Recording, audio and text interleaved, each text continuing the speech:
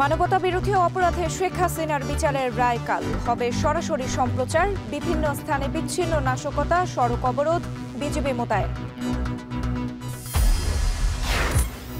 দেশের অর্থনীতি নিরাপত্তা রক্ষায় দ্রুত গণতান্ত্রিক সরকার প্রয়োজন মন্তব্য ফখরুলের। ৫ দাবিতে অনড় জামাত সহ ৮ দল, চলবে আন্দোলন। নির্বাচন সুষ্ঠু করতে সব দলের সহযোগিতা চাইলেন সিইসি। দ্বিতীয় দিনের সংলাপে ইসলামী ঐক্যজোটের ২ গ্রুপের মধ্যে হট্টগোল। আমি জানতে চাচ্ছি এই কাগজটা আপনার কাছে আছে? আমাদের কাছে আছে। দেখেন কাগজটা দেন।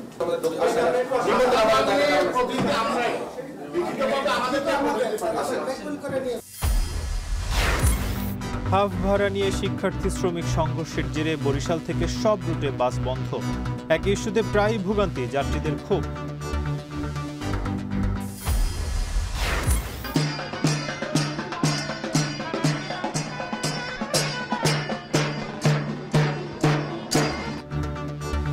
এবং ডাকসুতে আদি নববর্ষ উদযাপনে রং তুলে আনন্দযাত্রা। রাবিতে লোকজ আয়োজনে নবান্ন উৎসব, ভালো ফলনেও চিন্তা কৃষকের।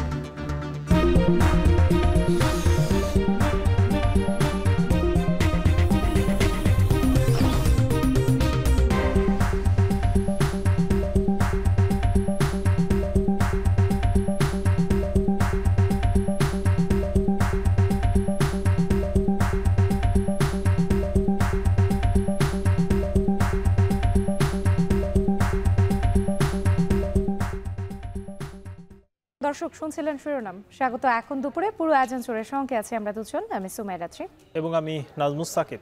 জুলাই অভ্যুত্থানে সংঘটিত গণহত্যায় শেখ হাসিনা সহ ৩ আসামির মানবতা বিরোধী অপরাধ মামলার রায় ঘোষণা হবে আগামীকাল, যা সরাসরি সম্প্রচার করবে বিটিভি।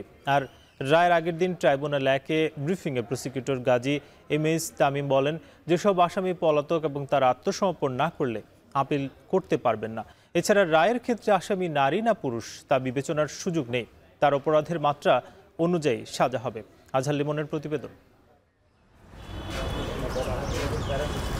দিন পেরোলে রায়, আন্তর্জাতিক অপরাধ ট্রাইব্যুনাল ঘিরে অতিরিক্ত নিরাপত্তা। দীর্ঘ একটা আইনি লড়াই শেষে মানবতা বিরোধী অপরাধের যে মামলা, সাবেক প্রধানমন্ত্রী শেখ হাসিনা সহ ৩ জনের বিরুদ্ধে রায় ঘোষণার আগের দিন, সেটি নিয়ে সাংবাদিকদের মুখোমুখি হন ট্রাইব্যুনালের প্রসিকিউটর গাজী এমএইচ তামিম। বলেন, ঐতিহাসিক এই মামলার রায় সরাসরি সম্প্রচার হবে। জুলাই গণঅভ্যুত্থানের পরে পুনর্গঠিত ট্রাইব্যুনালে আমরা চেষ্টা করেছি গণমাধ্যমের আপনাদের মাধ্যমে সারা জাতিকে সাথে নিয়ে এই বিচারটা করতে, যেন শুধু বিচার হচ্ছে না, বিচারটা যে ন্যায় বিচার হচ্ছে এটা যেন জাতি জানতে পারে। এই জন্য আমরা একটা বড় অংশ প্রসিডিংস লাইভ করেছি। প্রসিকিউটর দাবি করেন, তারা আসামিদের বিরুদ্ধে আনা 5টি অভিযোগ সন্দেহাতীতভাবে প্রমাণ করতে পেরেছেন। আসামিদের সম্পদ বাজেয়াপ্ত করে জুলাই শহীদ ও আহতদের ক্ষতিপূরণ দেবার আবেদন করা হয়েছে জানান তিনি। রায়ে সর্বোচ্চ শাস্তি আসবে ট্রাইব্যুনাল থেকে আশাবাদ ব্যক্ত করে প্রসিকিউটর বলেন, রায়ের পর নতুন করে কনভিকশন ওয়ারেন্ট বা সাজা পরোয়ানা পাঠানো হবে ইন্টারপোলে।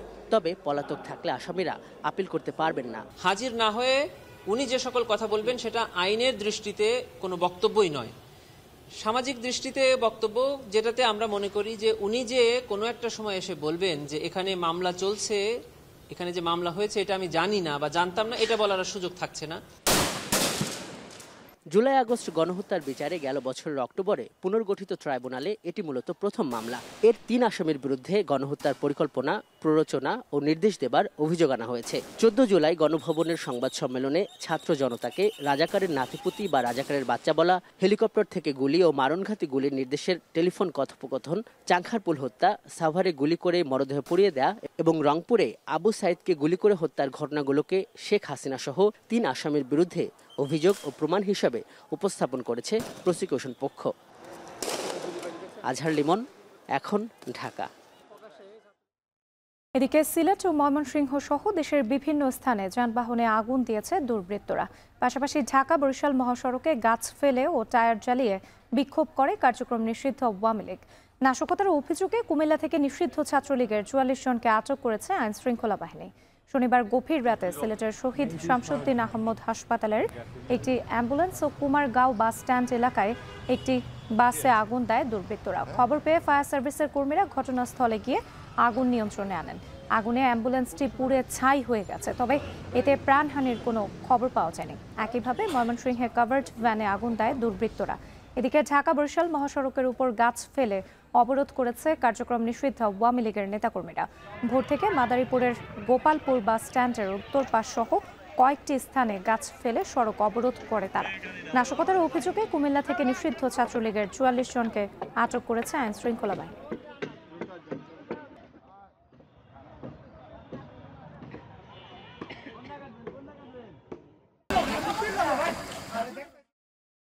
রাজধানীর নিউ স্কটন রোডের ওয়াকফ ভবনের সামনে একটি ককটেল বিস্ফোরণ হয়েছে। এই ঘটনায় এক পথচারী আহত হয়েছেন।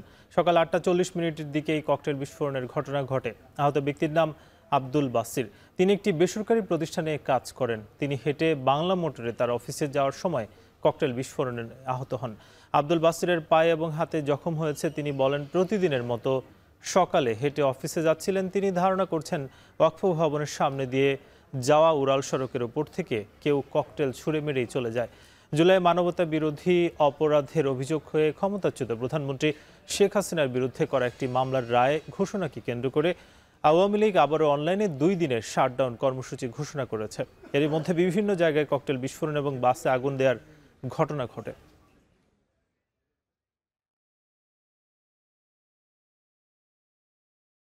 কার্যক্রম নিষিদ্ধ আওয়ামী লীগের কমপ্লিট শাটডাউনকে কেন্দ্র করে চোরা গুপ্তা হামলা প্রতিরোধে রাজধানীতে সক্রিয় রয়েছে পুলিশ। সুনির্দিষ্ট অভিযোগের ভিত্তিতে অপরাধীদের গ্রেপ্তার করা হচ্ছে বলে দাবি করেছে জেএমপির মিডিয়া উইং এর প্রধান তালেবুর রহমান। এদিকে পুলিশের নতুন পোশাক মনোবল ভাঙার কারণ হবে না বলেও মনে করেন পুলিশের এই কর্মকর্তা। এদিকে নিরাপত্তা ও আইন শৃঙ্খলা রক্ষায় ঢাকা, ফরিদপুর, গোপালগঞ্জ, মাদারীপুরে দায়িত্ব পালন করছে বিজিবি। নগরবাসীর নিরাপত্তার জন্য যে সব পুলিশি তৎপরতা সেগুলো ইতিমধ্যে আমরা চক আউট করেছি এবং তার ভিত্তিতে নগরের যে গুরুত্বপূর্ণ এবং কৌশলগত স্থানগুলোতে আমাদের চেকপোস্ট বাড়িয়েছি। এর বাইরে আমাদের নিয়মিত যে টহল কার্যক্রম সেটাও জোরদার করা হয়েছে। ইতিমধ্যে বিভিন্ন স্থানে আমাদের যে তল্লাশি কার্যক্রম সেটাও চলমান রয়েছে। গোয়েন্দা নজরদারিও বৃদ্ধি করা হয়েছে বহুলাংশে। আমি সার্বিকভাবে বলতে পারি নগরবাসীর সহায়তায় পুলিশ যে কোনো ধরনের নাশকতা প্রতিরোধ করার জন্য যথেষ্ট সক্ষমতা পুলিশের রয়েছে এবং আমরা সে অনুযায়ী কাজ করছি। শেখ হাসিনার বিচারের রায়কে কেন্দ্র করে 2 দিনের কমপ্লিট শাটডাউন কর্মসূচিতে রাজধানীতে নিরাপত্তা বাড়িয়েছে ডিএমপি। সার্বিক পরিস্থিতি জানাতে সাথে মহাখালী থেকে যুক্ত হচ্ছেন আরিফ হোসেন। আরিফ, জানতে চাই যে রাজধানীতে লোকজনের চলাচল কেমন দেখছেন এবং নিরাপত্তা পরিস্থিতি কেমন? এর আগেও তো আমরা দেখেছি যে মানুষের চলাচলের ক্ষেত্রে সন্দেহজনক হলে তাদেরকে যে চেকিংয়ের যে বিষয়গুলো সেগুলো দেখা যাচ্ছে কিনা? সাকিব, আমরা রাজধানীর বিভিন্ন জায়গায় ঘুরেছি, দেখেছি, আমরা কথা বলেছি সাধারণ মানুষের সাথে। তাদের মধ্যে কিছু একটা ভীতি রয়েছে।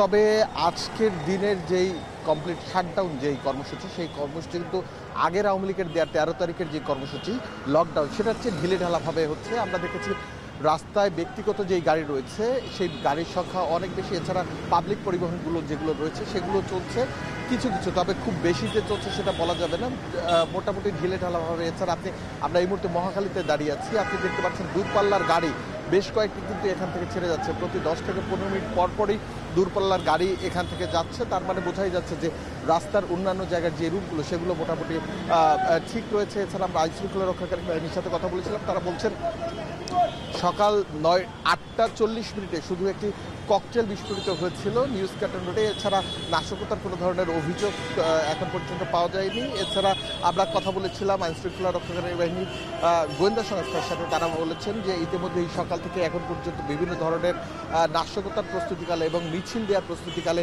10 জনকে তারা গ্রেফতার করেছেন।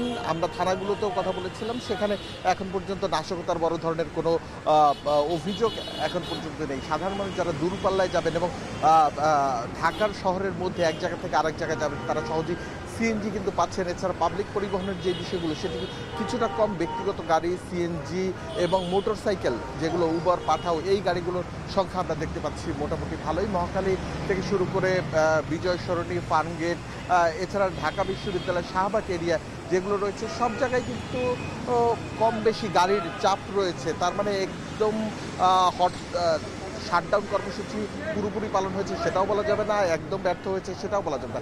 সব কিছু মিলিয়ে একটা মধ্যম পন্থা অবস্থান করছে রাস্তাগুলোতে, এবং আমরা দেখেছি ব্যক্তিগত গাড়ির যে সংখ্যা সেই সংখ্যা কিন্তু অনেক।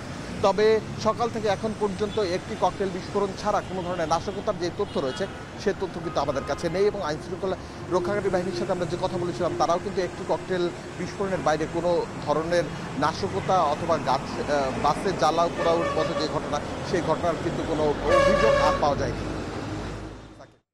আরিফ হোসেনের মাধ্যমে জানছিলাম রাজধানীর নিরাপত্তা পরিস্থিতি। দিনকে দিন দেশের অর্থনীতি ও নিরাপত্তা খারাপের দিকে যাচ্ছে, সেজন্য দ্রুত গণতান্ত্রিক সরকার প্রয়োজন বলে মন্তব্য করেন বিএনপি মহাসচিব। ভাসানীর মৃত্যুবার্ষিকীর সভায় তিনি বলেন, একটি গোষ্ঠী পরিকল্পিতভাবে নির্বাচনকে বিলম্বিত করতেই নানা দাবি তুলছে। অন্যদিকে নির্বাচনের আগে গণভোট সহ 5 দাবিতে অনড় অবস্থানে জামায়াত সহ 8 দল। তাদের আন্দোলন অব্যাহত থাকবে বলে জানিয়েছেন দলটির সেক্রেটারি জেনারেল মিয়া গোলাম পরওয়ার। গণভোট এবং নির্বাচন একই দিনে হলে যে সংকট তৈরি হবে তার দায় সরকারকেই নিতে হবে বলেও মন্তব্য করেন তিনি। হোসেন জাহিদ জানাচ্ছেন বাকিটা। দেশে বিরাজমান রাজনৈতিক পরিস্থিতির প্রেক্ষিতে আন্দোলনরত ইসলামী 8 দলের নেতৃবৃন্দের যৌথ সংবাদ সম্মেলন। সেখানে জামায়াত নেতা মিয়া গোলাম পরওয়ার বলেন, একটি দলকে খুশি করার গোপন পরামর্শে নির্বাচনে লেভেল প্লেইং ফিল্ড নিশ্চিত করতে পারছে না সরকার। 8 দলের চলমান আন্দোলন অব্যাহত থাকবে বলেও জানান তিনি। প্রধান উপদেষ্টা একই দিনে ভোট একথা বলার কারণে যে সংশয় তা সরকারকে দূর করতে হবে। আমাদের যে 5 দফা দাবি, তার দাবিতে আমাদের কর্মসূচি অব্যাহত থাকবে। আমরা তো নির্বাচন সুষ্ঠু করার জন্যই আন্দোলনের মাঠে আছি। আমাদের লেভেল প্লেইং ফিল্ডের দাবি পূরণ হয়নি, ফ্যাসিবাদের দোসরদের সকলের বিচারের কাঠগড়ায় আনার দাবি এখনো পূরণ হয়নি, প্রশাসনিক রদবদলে যে দলীয় পক্ষপাতমূলক কাজ চলছে সেটার দাবি এখনো পূরণ হয়নি।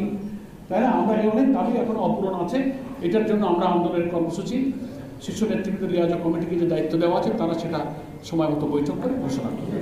17 নভেম্বর ঘিরে ফ্যাসিবাদী শক্তি নাশকতা করতে চাইলে তা ঠেকাতে মাঠে থাকবে 8 দল, এমন হুঁশিয়ারিও দেন তিনি। নাশকতার কোনো সুযোগ এই জাতি দেবে না, আগের দিনেও দেয়নি, এটা কোনো স্থানই পাবে না ইনশাআল্লাহ। সামনে তারা এটা সুযোগ পাবে না। আমরা মাঠে থাকবো, আমাদের 8 দল মাঠে থাকবে ইনশাআল্লাহ। দুপুরে মৌলানা আব্দুল হামিদ খান ভাসানীর 49তম মৃত্যুবার্ষিকী উপলক্ষে জাতীয় প্রেস ক্লাবের আলোচনা সভার আয়োজন করে জাতীয়তাবাদী দল বিএনপি। সভায় বিএনপি মহাসচিব মির্জা ফখরুল ইসলাম আলমগীর বলেন, জন আকাঙ্ক্ষার পরিপূর্ণতা পেতে দ্রুত জাতীয় নির্বাচন দরকার। এখানে কিছু গোষ্ঠী, কিছু মহল আজকে পরিকল্পিতভাবে এই বাংলাদেশে একটা অনিশ্চয়তা সৃষ্টি করতে চায়, এবং তারা বিভিন্ন রকম দাবি তুলে নির্বাচনকে ব্যাহত বা বিলম্বিত করতে চায়। যে নির্বাচনই হচ্ছে একমাত্র পথ যা দিয়ে একটা ট্রানজিশন টু ডেমোক্রেসি, গণতন্ত্রে আমরা যেতে পারবো। সোমবার শেখ হাসিনার রায়কে কেন্দ্র করে দেশে একটি মহল নাশকতার ষড়যন্ত্র করছে বলেও অভিযোগ করেন তিনি। আগামীকাল ফ্যাসিস্ট হাসিনার গণহত্যার বিরুদ্ধে যেটা ট্রায়াল হয়েছে তার রায় বেরোবে। এই নিয়ে একটা চরম আপনার একটা বলা যেতে পারে যে একটা অনিশ্চয়তা, একটা আতঙ্ক সারা দেশে বিরাজ করছে। হোসেন জাহিদ, এখন ঢাকা। ভোটারদের জন্য নিরাপদ পরিবেশ তৈরিতে রাজনৈতিক দলের সহায়তা চেয়েছেন সিইসি। বলেন, প্রার্থীরা আচরণবিধি ঠিকমতো পালন করলে নির্বাচন সুষ্ঠু হবে। সকালে ইসিতে রাজনৈতিক দলগুলোর সাথে দ্বিতীয় দিনের সংলাপের সূচনা বক্তব্যে সিইসি এই মন্তব্য করেছেন। পরে এ সময় নির্বাচনে পেশি শক্তির ব্যবহার বন্ধে কমিশনকে কঠোর হওয়ার আহ্বান জানান রাজনৈতিক দলগুলোর প্রতিনিধিরা। এদিকে সংলাপে অংশ নেওয়া দলগুলোর মধ্যে একটি অনিবন্ধিত দল নিয়ে শুরু হয় হট্টগোল। বিস্তারিত প্রতিবেদনে। রাজনৈতিক দলগুলোর সাথে দ্বিতীয় ধাপের সংলাপে নির্বাচন কমিশন। রোববার দিনের প্রথম ভাগের বৈঠকেই ঘটে হট্টগোলের ঘটনা, যার সূত্রপাত ইসলামী ঐক্যজোটের চলমান বিভেদকে ঘিরে। দলটির দুই অংশই সংলাপে অংশ নিতে চাইলে এক পক্ষের সাথে আরেক পক্ষের বাগবিতণ্ডা শুরু হয়। এ সময় যাদের হাতে আমন্ত্রণপত্র ছিল না, অর্থাৎ দলটির সাবেক চেয়ারম্যান মুফতি আমিনের ছেলে হাসনাত আমিনীকে বের করে দেওয়া হয় সংলাপ থেকে। নির্বাচনকে সামনে রেখে রাজনৈতিক দলগুলোর সঙ্গে ধারাবাহিক আলোচনার অংশ হিসেবে রোববার 12টি দলকে আমন্ত্রণ জানায় নির্বাচন কমিশন। ইসির উপর আদালতের হস্তক্ষেপ বন্ধ না হলে সঠিক সময়ে সুষ্ঠু নির্বাচন আয়োজন নিয়ে শঙ্কা প্রকাশ করেন রাজনৈতিক দলগুলোর নেতারা। তারপরে যে জিনিসটি বলেছেন যে আমরা যাতে নতজানু না হই, আপনারা আমাদেরকে উৎসাহ দিচ্ছেন, আমরা নতজানু হব না। আমরা একটা সুষ্ঠু সুন্দর ইলেকশন করার জন্য যা যা করার দরকার সবই করছি। আমাদের ভালো নির্বাচন করার বিকল্প কোনো রাস্তা নেই। ভালো নির্বাচন ছাড়া আর কোনো বিকল্প নেই উল্লেখ করে নির্বাচন কমিশনাররা বলেন, কোনো পেশি শক্তির কাছে নতজানু হবে না ইসি। জোরপূর্বক কেন্দ্র দখল করা, না হয় সিল মারা, না হয় কোনো আয়োজনে দাঁড়িয়ে প্রকাশ্যে বলা এই মার্কা এবং এই দল ছাড়া আর কারো নির্বাচনে আসার দরকার নাই। এইটাই কিন্তু আমাদের একটা কালচারাল ড্যামেজ করে দিয়েছে। আমাদেরকে এখন এটাকে আনডু করতে হবে, আনডু করে ভালো জায়গায় নিয়ে যেতে হবে। সংলাপে প্রধান নির্বাচন কমিশনার বলেন, সুষ্ঠু, সুন্দর ও গ্রহণযোগ্য নির্বাচনের জন্য রাজনৈতিক দলগুলো সহ সবার সহযোগিতা প্রয়োজন। এক্সপার্টিস, আমাদের ডায়াসপোরাদের ভোটের একটা ব্যবস্থা করা। এখানে আমাদের যারা ভোট কালেকশন করেন প্রায় 10 লক্ষের মতো লোক নিয়োজিত থাকেন, আইন শৃঙ্খলা বাহিনী থেকে শুরু করে পুলিং অফিসার, প্রিসাইডিং অফিসার ইত্যাদি। ওরা নিজেরা কোনোদিন ভোট দিতে পারে না, তাদের একটা ভোটের ব্যবস্থা আমরা উদ্যোগ আমরা নিয়েছি। ভোটারদেরকে কেন্দ্রে নিয়ে আসা, একটা সেফ এনভায়রনমেন্ট যাতে আমরা ক্রিয়েট করতে পারি সেই ব্যাপারে আমাদেরকে সহযোগিতা করা। নির্বাচনের লেভেল প্লেইং ফিল্ড ও সুষ্ঠু পরিবেশ নিয়ে সন্তোষ প্রকাশ করলেও সুষ্ঠু নির্বাচনের স্বার্থে কমিশনকে সর্বাত্মক সহযোগিতার আশ্বাস দেন রাজনৈতিক দলগুলোর প্রতিনিধিরা। আসিফ ইকবাল খান, এখন, ঢাকা। হাফ ভাড়া নিয়ে শিক্ষার্থী ও শ্রমিকদের মধ্যে সংঘর্ষের জেরে বরিশাল নথুল্লাবাদ বাস স্ট্যান্ড থেকে রাজধানী সহ সব রুটে বাস চলাচল বন্ধ রয়েছে। এতে দুর্ভোগে পড়েছেন যাত্রীরা। সকাল থেকে নথুল্লাবাদ টার্মিনাল থেকে কোনো বাস গন্তব্যে ছেড়ে যায়নি। শনিবার সন্ধ্যায় হাফ ভাড়া নিয়ে শিক্ষার্থী শ্রমিকদের মাঝে ব্যাপক সংঘর্ষে অন্তত 50 জন আহত হয়। ভাঙচুর করা হয় অর্ধশতাধিক বাস। একই সময়ে বাসের কাউন্টারও ভাঙচুর করা হয়। এ সময় ঢাকা বরিশাল কুয়াকাটা মহাসড়কের নথুল্লাবাদ টার্মিনাল এলাকায় 2 ঘণ্টা যানবাহন চলাচল বন্ধ থাকে। পরে সেনাবাহিনীর উপস্থিতিতে মহাসড়কে যান চলাচল শুরু হলেও বাস টার্মিনাল থেকে বাস চলাচল বন্ধ থাকে। এর জেরে আজ সকাল থেকে বাস চলাচল বন্ধ রয়েছে, আর এতে দুর্ভোগে যাত্রীরা।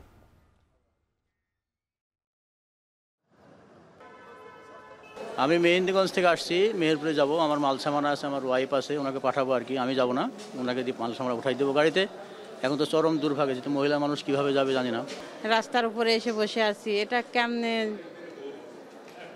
একটা বিশৃঙ্খলা সৃষ্টি, এটা তো মানুষের দুর্ভোগ, আমাদের জনগণেরই তো দুর্ভোগ। এসে দেখি সবকিছু ভাঙচুর, খারাপ অবস্থায় কাউন্টারের। তখন কোনো গাড়ি যাচ্ছে না, এখানে কোনো লোকজনও নাই। যে গাড়ির যে থাকে, ম্যানেজার থাকে, আরো অনেক থাকে, যেন কাউন্টারে লোকজন থাকে, কেউ নাই। আন্তর্জাতিক রুটে বিদেশি এয়ারলাইন্সের আধিপত্য আর অভ্যন্তরীণ রুটে বাড়তি ব্যয়, দুই চাপে টিকে থাকার লড়াই চালিয়ে যাচ্ছে বেসরকারি 3 এয়ারলাইন্স। প্রতিযোগিতার এই বাজারে গত 2 দশকে বন্ধ হয়েছে 9টি এয়ারলাইন্স। এখনও যাত্রী সেবা নিয়ে যেমন আছে অভিযোগ, তেমনি এয়ারলাইন্সেরগুলোরও আছে উচ্চ পরিচালন ব্যয়ের বেড়াজালে আটকে রাখার অজুহাত। তানজিলা খান মিমের প্রতিবেদন। আকাশে প্রতিযোগিতা বেড়েছে, কিন্তু দেশীয় বিমান খাতের টিকে থাকার লড়াই এখনো তীব্র। দেশে বর্তমানে বিমান বাংলাদেশ ছাড়াও বেসরকারি এয়ারলাইন্স ইউএস বাংলা, নভোএয়ার ও এয়ার এস্ট্রা, এই 3টি এয়ারলাইন্স নিয়মিত ফ্লাইট পরিচালনা করছে। উচ্চ পরিচালন ব্যয়, জ্বালানি দাম, ডলার সংকট এবং বিদেশি এয়ারলাইন্সের আধিপত্য, বেশ কয়েক বছর ধরে এসব মোকাবেলা বেসরকারি এয়ারলাইন্সের জন্য সবচেয়ে বড় চ্যালেঞ্জ হয়ে দাঁড়িয়েছে। আবার সেবা নিয়েও আছে যাত্রীদের নানা অভিযোগ। বিদেশ থেকে ইন্টারন্যাশনাল থেকে যখনই আমরা নামি, আমরা প্লেন থেকে দেখতেছি আমাদের লাগেজগুলো যেভাবে ছুঁড়ে মারে, একটা লাগেজ আমরা বেশি দিন রাখতে পারি না। ছোট্ট একটা এয়ারক্রাফটে যাচ্ছি, দেখা গেল যে ওই এয়ারক্রাফটের সাইন সিট তারা একটা হাই প্রাইসে বিক্রি করতেছে। This is not fair. এয়ারলাইন্সগুলো যেগুলো প্লেন ব্যবহার করে সেগুলা কিছুটা পুরাতন, নতুন প্লেন যদি আমদানি করে সেই ক্ষেত্রে আমাদের একটু সুবিধা হয়। বেসরকারি এয়ারলাইন্সগুলোর তথ্য মতে আন্তর্জাতিক রুটে বিদেশি এয়ারলাইন্সের বাজার প্রায় 80%, বাকি মাত্র 20% কেবল দেশি সংস্থার বাজারে। আর এর মধ্যে প্রায় 15%ই বিমান বাংলাদেশ এয়ারলাইন্সের দখলে। বছরে প্রায় 20 লাখেরও বেশি যাত্রী এখন অভ্যন্তরীণ রুটে দেশীয় সংস্থার ফ্লাইটে ভ্রমণ করছে। প্রতি বছরই 10% হারে বৃদ্ধি পাচ্ছে এই যাত্রী সংখ্যা। বেবিচক বলছে শাহজালাল আন্তর্জাতিক বিমানবন্দর থেকে প্রতিদিন 4টি দেশীয় এয়ারলাইন্স, অভ্যন্তরীণ রুটে 114টি ফ্লাইট, আন্তর্জাতিক রুটে 36টি এয়ারলাইন্স, 147টি ফ্লাইট সহ 25টি কার্গো সেবা পরিচালিত হচ্ছে। এছাড়াও বিগত 25 বছরে আকাশে ওড়ার অনুমোদন পেয়েছে 12টি এয়ারলাইন্স, যার মধ্যে 9টি এয়ারলাইন্সে এখন বন্ধ হয়ে গেছে। বন্ধ হয়ে যাওয়া 3টি দেশীয় এয়ারলাইন্স ও নভোএয়ার এবং বিমান বাংলাদেশের কাছে জুন 2025 পর্যন্ত অ্যারোনটিক্যাল ও নন অ্যারোনটিক্যাল চার্জ মিলে 7,000 কোটি টাকারও বেশি পাওনা বেবিচকের। কেন এয়ারলাইন্সগুলো লোকসানে? সংশ্লিষ্টরা বলছেন ভুল পরিকল্পনা, উচ্চ হারের অ্যারোনটিক্যাল চার্জ, জ্বালানি ও রক্ষণাবেক্ষণ খাতে বিপুল অর্থের যোগান না দিতে পেরেই মূলত ব্যবসা গুটিয়ে নিতে হয়েছে। আর যে 3টি এয়ারলাইন্স ফ্লাইট পরিচালনা করছে তারাও রয়েছে ঝুঁকিতে। অ্যারোনটিক্যাল যেসব চার্জগুলো আছে সেই চার্জগুলো আমি বলবো যে পার্শ্ববর্তী যে কোনো দেশের তুলনায় আমি বলবো যে আমাদেরকে বেশি পে করতে হচ্ছে। খরচগুলো যতক্ষণ পর্যন্ত আপনার লজিক্যাল অ্যামাউন্ট নির্ধারিত না হবে ততক্ষণ পর্যন্ত আসলে একটা এয়ারলাইন্সকে সাস্টেন করাটা ইটস ভেরি ডিফিকাল্ট। তবে বিগত বছরগুলোতে জেট ফুয়েলের অতিরিক্ত মূল্য নিয়ে যে অভিযোগ ছিল সেটি সমন্বয় করায় কিছুটা স্বস্তি ফিরলেও টেকসই খাতের জন্য সরকারি সহায়তার দাবি তাদের। যে সংস্থা আমাদের ফ্যাসিলিটেট করার কথা যাতে সিভিল এভিয়েশন গ্রো করে, এয়ারলাইন্স গ্রো করে, সিভিল এভিয়েশন অথরিটি, সেটা হলো বড় প্রতিবন্ধক। নিয়ম কানুনের বেড়াজালে এয়ারলাইনকে গ্রো করতে দিচ্ছে না।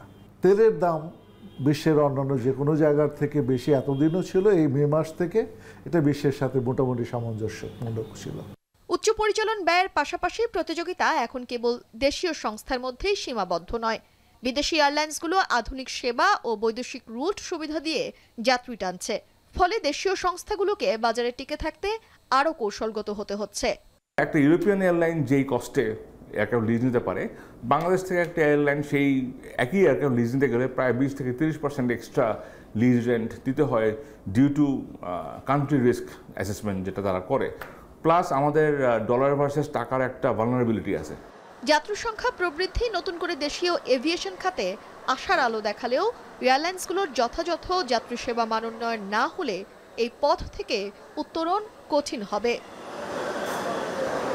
আকাশে প্রতিযোগিতা যত বাড়ছে, দেশীয় এয়ারলাইন্সগুলোর সামনে টিকে থাকার চাপও ততটাই তীব্র হচ্ছে। এখন প্রশ্ন হলো, বাজারে টিকে থাকার জন্য শুধুমাত্র কি ফ্লাইটের সংখ্যা বাড়ালেই হবে, নাকি প্রয়োজন সঠিক ব্যবস্থাপনা, সময়ানুবর্তিতা এবং যাত্রীদের আস্থা ধরে রাখার এক অবিচ্ছেদ্য লড়াই? বিশ্লেষকরা বলছেন এই প্রতিযোগিতার বাজারে আকাশে নামলেই ব্যবসা সফল হবে। দেশীয় এয়ারলাইন্সগুলোর এমন ধারণা থেকে বেরিয়ে কৌশল, দক্ষতা এবং যাত্রী সেবা মান উন্নয়ন করা, একই সাথে সকল কিছুই নিশ্চিত করতে হবে। তানজিলা খান মিম, এখন, ঢাকা। হারানো ঐতিহ্যকে তুলে ধরতে ঢাকা বিশ্ববিদ্যালয়ের চারুকলায় পহেলা অগ্রহায়ণে অনুষ্ঠিত আদি নববর্ষ। ৩৬ জুলাই মোটিভে আনন্দযাত্রার শোভা পেয়েছে নবান্নের নানান চিত্রে। রংতুলির আঁচড়ে ফুটে উঠেছে ফসলের মাঠ থেকে কিষানের ঘর। বাকিটা জানাচ্ছেন ফরহাদ বিন নূর।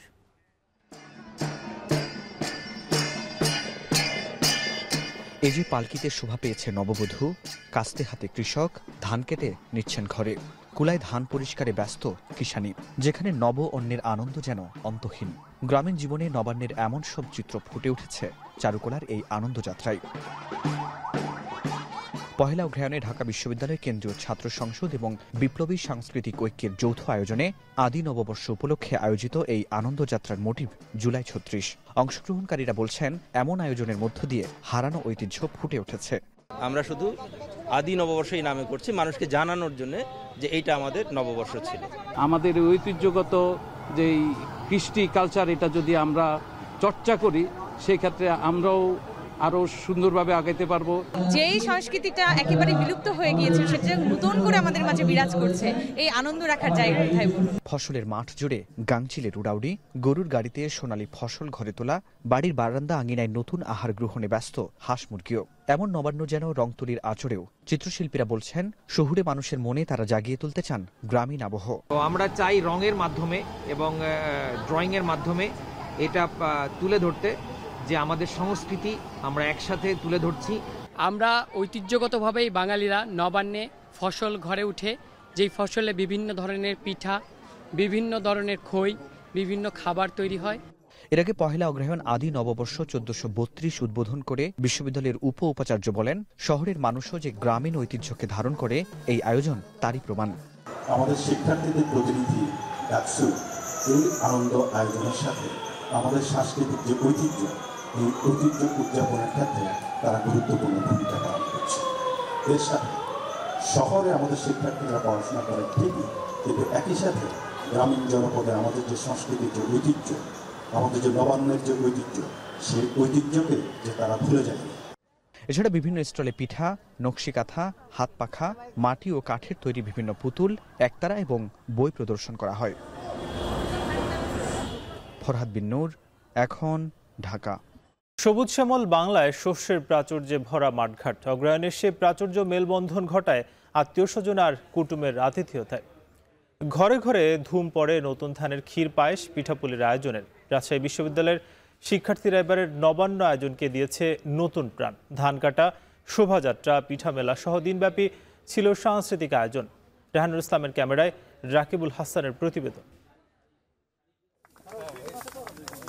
এখনো শীত জেকে বসেনি, বাতাসে শুকনো শীতের গন্ধ, হাওয়ায় শুষ্কতা, তেজ হারিয়েছে তপ্ত রোদ, হয়েছে মিঠে। সেই ফাঁকে ঐশ্বর্যের বার্তা নিয়ে ঘটেছে হেমন্তের আগমন। মাঠে মাঠে সোনালী ধানের সম্ভার।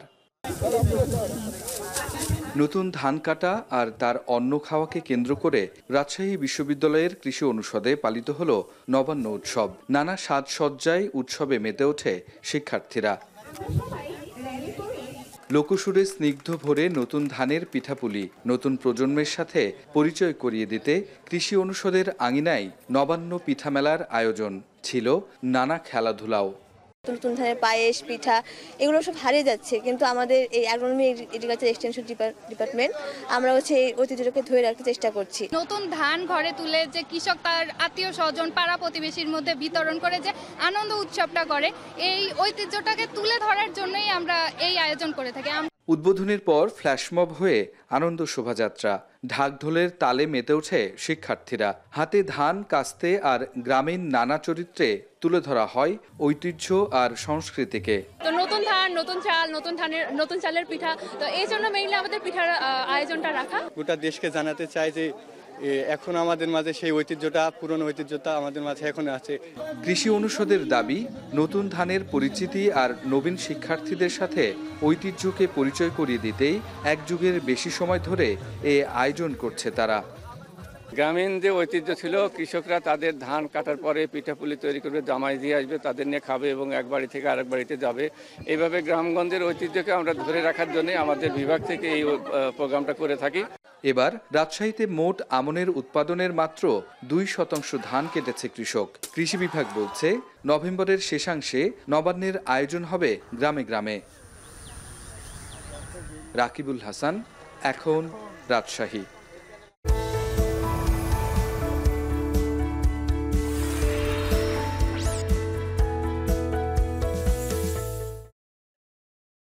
এবার জানাবো বিশ্ব জলবায়ু সম্মেলনের খবর।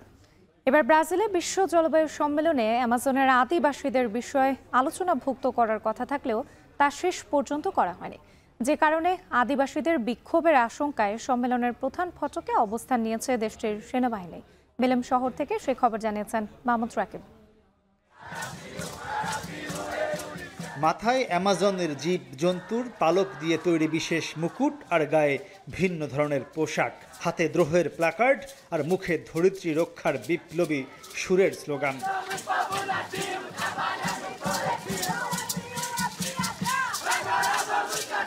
প্রচণ্ড তাপ উপেক্ষা করে কখনো হেঁটে আবার কখনো দৌড়ে সুরে সুরে চলছে জলবায়ু রক্ষার নাগরিক বিক্ষোভ। নারী, পুরুষ, যুবক, বৃদ্ধ নির্বিশেষে পরিবেশের ন্যায্যতা বুঝে নিতে এ আয়োজন। গ্লাসগোর ২৬তম জলবায়ু সম্মেলনের পর এবারই প্রথম সম্মেলনের আয়োজক শহরে বড় ধরনের এমন বিক্ষোভ। বেলেম যেন জলবায়ু কর্মীদের পুরানো ক্ষোভে বারুদ জুগিয়েছে। দেশি বিদেশি পরিবেশ কর্মীরা বলছেন, জাতিসংঘ ও জলবায়ু সম্মেলন আয়োজকরা পরিবেশ রক্ষা ও ক্ষতিগ্রস্ত দেশগুলোকে ক্ষতিপূরণ দেওয়ার দিকে মনোযোগ না দিয়ে বরং সচেতন পরিবেশ কর্মীদের মোকাবেলার দিকে বেশি মনোযোগী, যা আদিবাসীদের আরও খেপিয়ে তুলেছে। জলবায়ু সম্মেলন আসলে জলবায়ু পরিবর্তন মোকাবেলার জন্য কাজ করছে না। জলবায়ু সম্মেলন মূলত কাজ করছে যারা এটা মোকাবেলার প্রচেষ্টায় লিপ্ত তাদেরকে কিভাবে প্রতিহত করা যায়।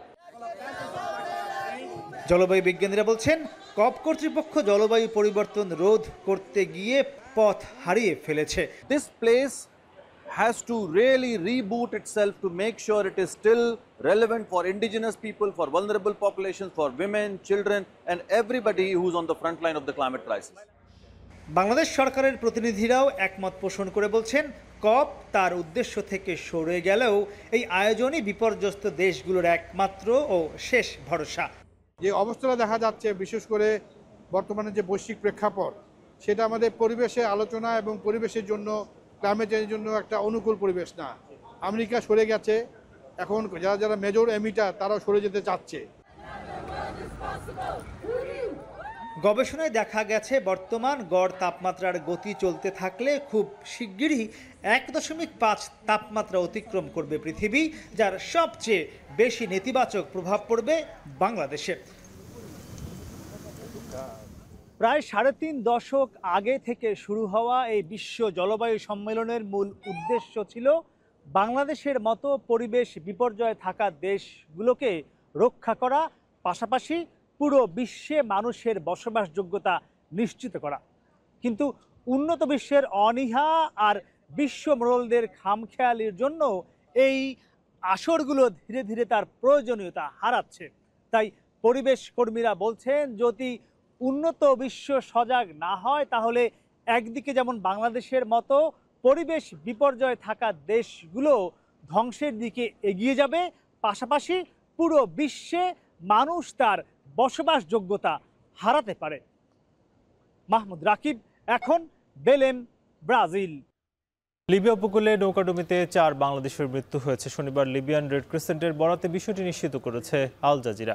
জীবিত উদ্ধার করা হয়েছে বাংলাদেশ, সুদান, মিশরের 91 অভিবাসীকে।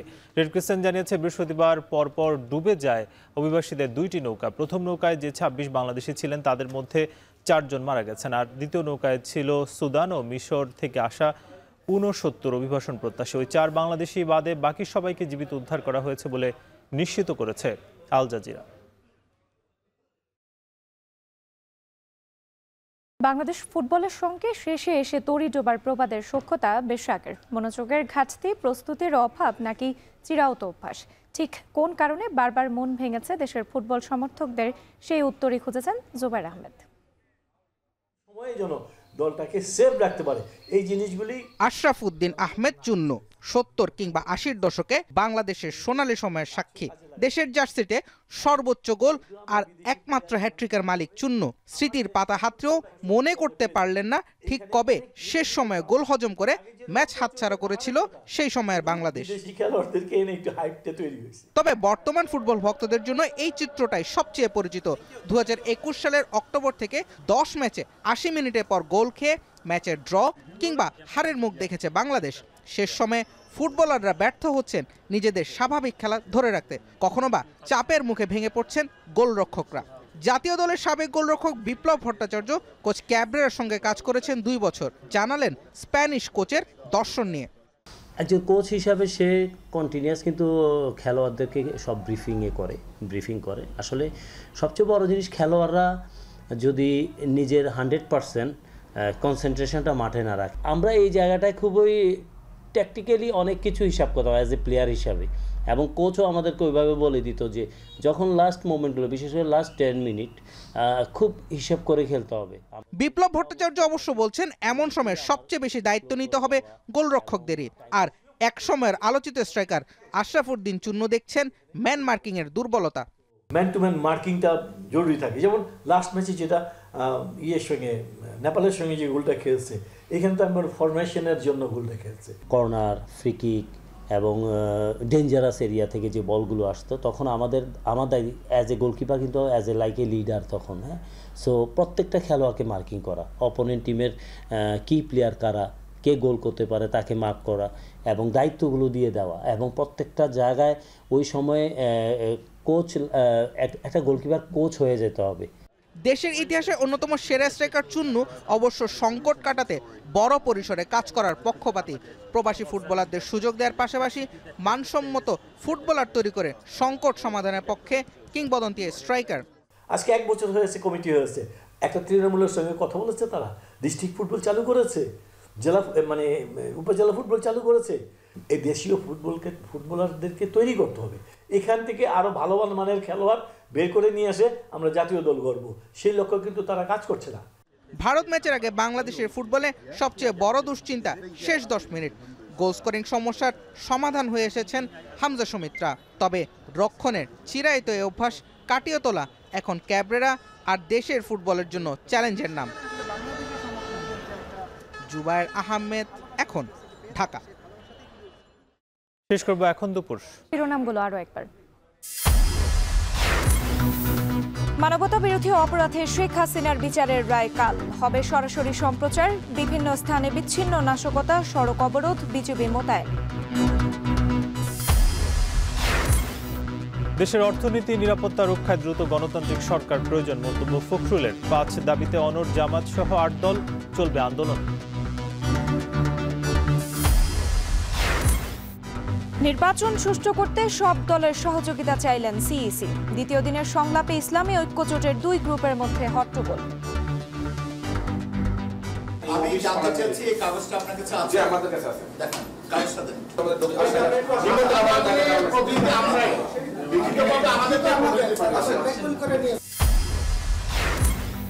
হাফ ভাড়া নিয়ে শিক্ষার্থী শ্রমিক সংঘর্ষের জেরে বরিশাল থেকে সব রুটে বাস বন্ধ। এক ইস্যুতে প্রায় ভোগান্তি, যাত্রীদের ক্ষোভ।